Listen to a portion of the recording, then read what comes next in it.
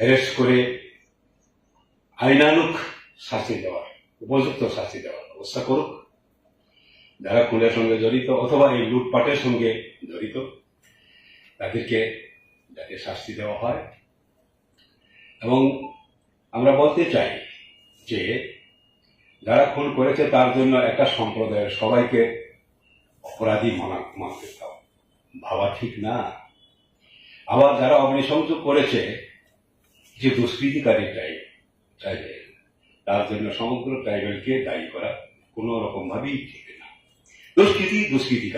দুষ্কৃতিকারীকে, অপরাধীকে সেইভাবেই আমাদের দেখতে হবে এবং অপরাধী যাতে শাস্তি পায় তার জন্য সকলের গভর্নমেন্টকে সহযোগিতা করা যায়, যাতে সঠিকভাবে অ্যারেস্ট করতে পারে, আইডেন্টিফাই করতে পারে। এবং আমরা দাবি করছি যারা ক্ষতিগ্রস্ত হয়েছে